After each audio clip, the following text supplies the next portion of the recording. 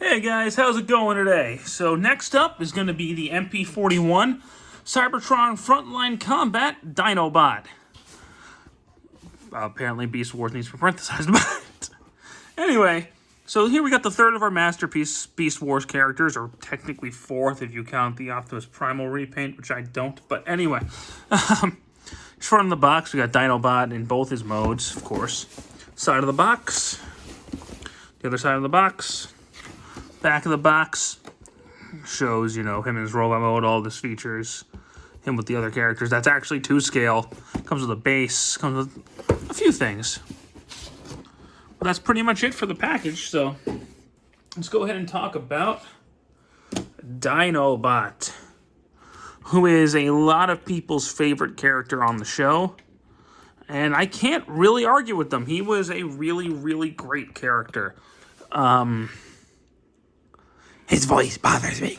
But other than that, he was a really well done character. But anywho, he looks great in this mode. There's some obvious robot kibble, which is just nature of the beast with these things, no pun intended. And he still looks good, so. His articulation in this mode, his tail can move up. He can turn right there. Hello, kitten. It can go bend in many different ways. His head can do a full 360. He can look up. He can look down. He can open his mouth. And his tongue can move. His arms can do a full 360. When they don't get stuck. Can go in and out like that, up and down. Elbow. He's got, I guess that's a wrist. I don't know dinosaurs. Legs can bend right there. They can turn. And he's got a knee joint. And he's got some foot articulation. So he's got very good posability for the Raptor mode. It's weird though that he's a maximal because all the other dinosaurs are Predacons, but that's okay. Accessory count in this mode, not too much. He's got the golden disc, which you can actually put a clip in and put on his hand. I couldn't find that clip for the life of me, but you can just,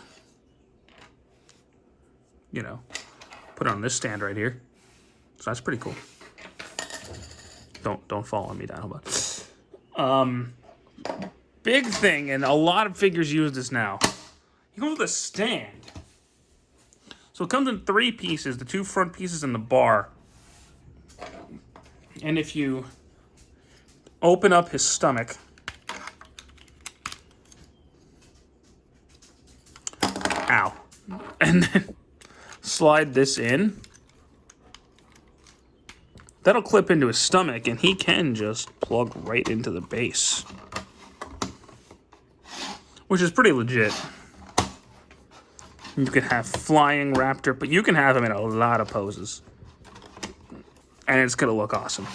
Flying velociraptors for everyone. But yeah, that stand gets a lot of use.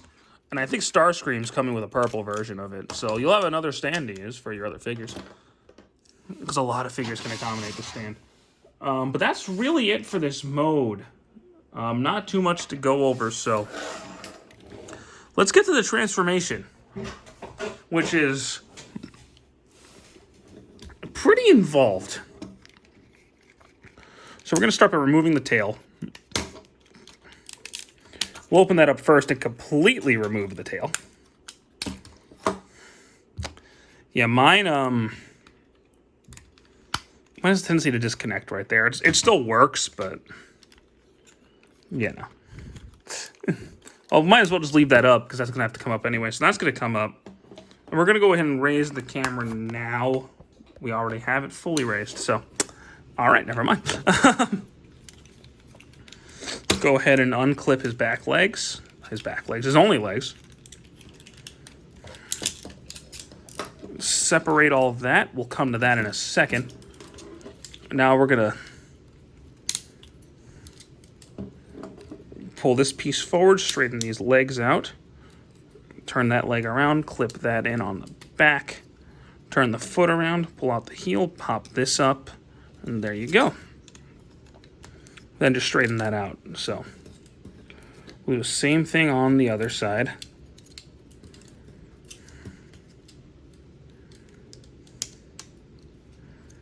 And on this foot, you're actually going to push the clip in, pull that up, lock the leg into place, fold those down, turn these legs down and rotate them.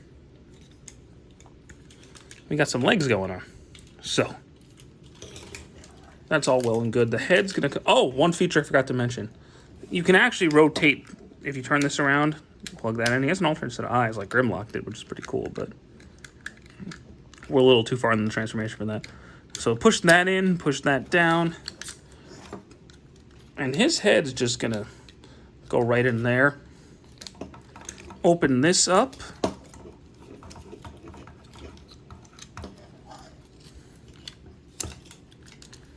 Oh boy, I'm trying to remember the best way to do this.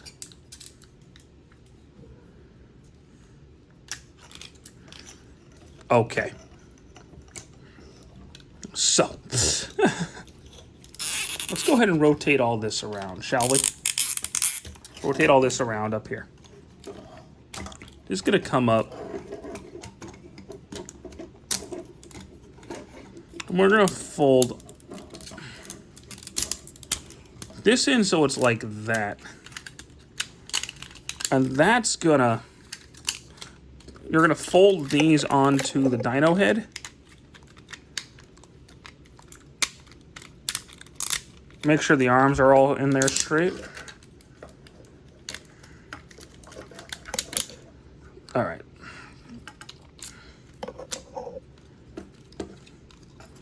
So you're gonna fold these in such a way that they're in the back. And it's not actually the easiest thing in the world to do.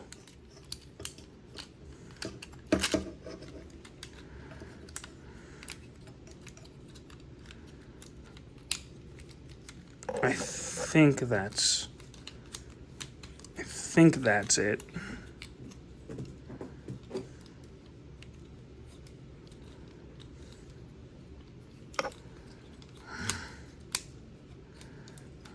Yep, and all that's going to clip in together like this.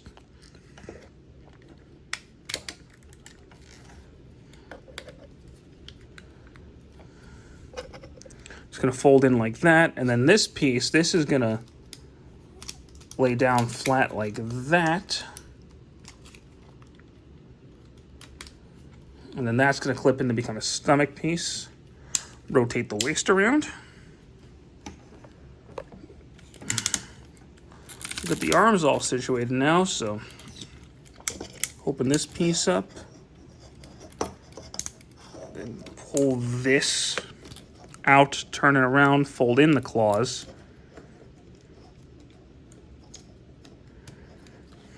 And then just kind of close that in, and those will be the hands. You're going to do the same thing on this side.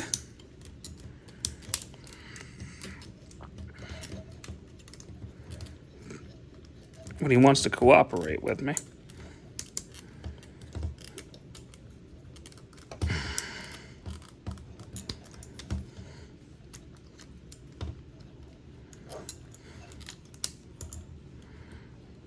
And oh boy, we are just about there, guys. So now we got his arms all taken care of. The last thing we're gonna do is turn his head around. And oh man, after all that, we have a impressive looking robot mode.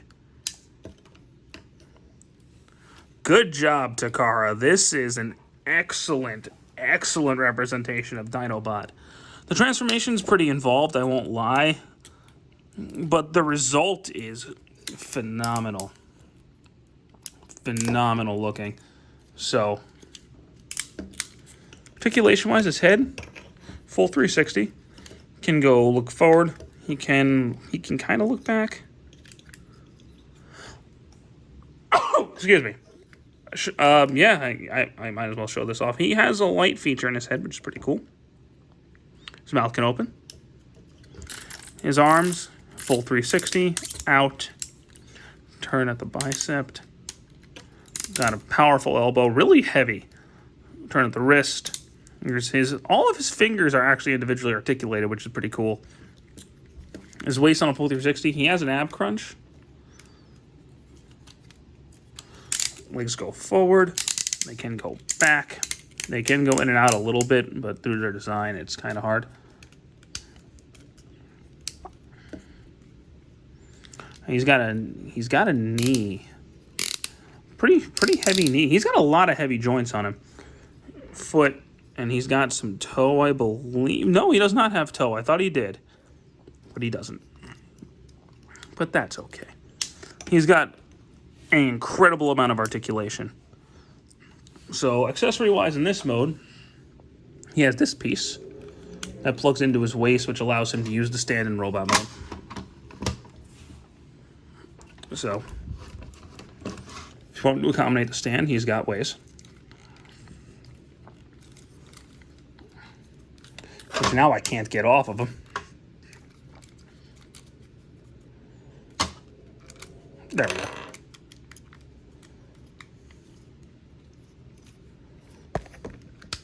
Oh, he kicked the camera. You're cruel. Cruel, Dinobot. Weapon-wise, he's got his tail. Right? So if we open up his tail,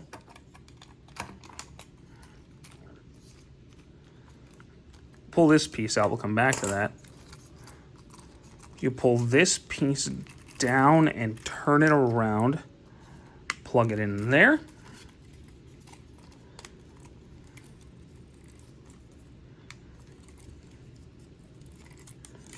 Then do the same thing over here.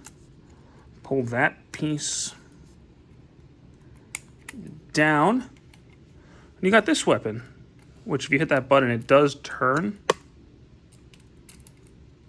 which is pretty cool. Then if you open this up, it's his sword, which he can hold in two ways. He can hold it like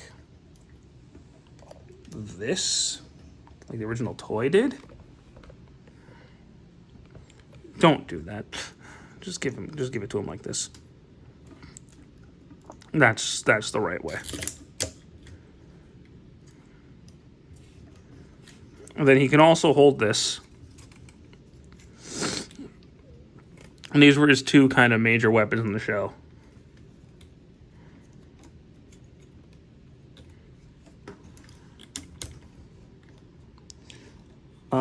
He also has 3 alternate faces. So, if we're gonna pull it off. Yeah. He's got this face, which we'll get back to. He's got this, like, confused face. All their mouths open, and he's got this happy face. We're gonna put the blanked out one on. Now, if you actually hold down the button, the eyes turn green. Because then if you plug that piece in, it's like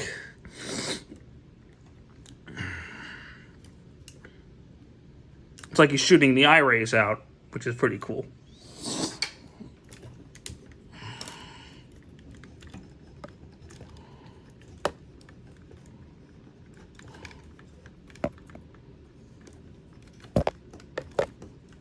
Now, when I can get his face off, or just pull his whole head off. Wow. I'm so good at this. Overall, aside from me just pulling his head off like a dummy, this is an amazing figure. I don't know why I'm having so much trouble pulling his face off, but... Ugh. I swear this has never happened before. But, yeah, no, in all seriousness, though,